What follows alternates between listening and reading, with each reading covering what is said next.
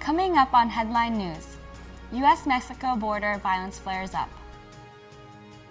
And then, protests break out in Hong Kong. But first, 40 protesters were killed in Iraq. Headline News starts now.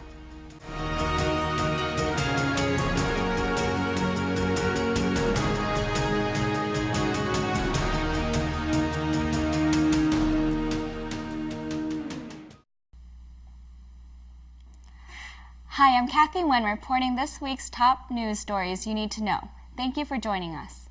At least 40 anti-government protesters were killed in Iraq within a 24-hour period. Police and security officials fired live rounds as protests of government corruption became riotous in Najaf, Syria, and Baghdad. Amid the chaos, an Iranian consulate was set on fire, with all personnel escaping alive.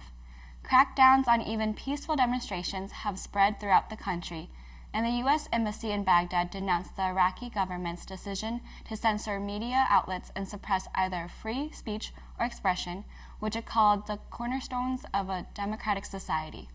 Iraq's parliament will now be selecting a new prime minister in capitulation to the sweeping reforms demanded by large segments of the populace. U.S.-Mexico border violence flared up after U.S. President Trump spoke of designating drug trafficking cartels as terrorist organizations. Now, 22 people have been reported dead as suspected cartel gunmen opened fire outside the City Hall of Villa Union across the border from Texas.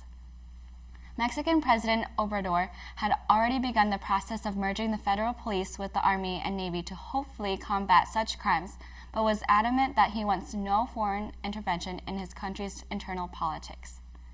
This past week, protests were dispersed with tear gas in Hong Kong. Chinese officials averred that the protests deviated from their pre-approved route and also contended that several individuals had become violent. Also, China has prohibited the U.S. Navy from visiting Hong Kong over Washington's support of protesters.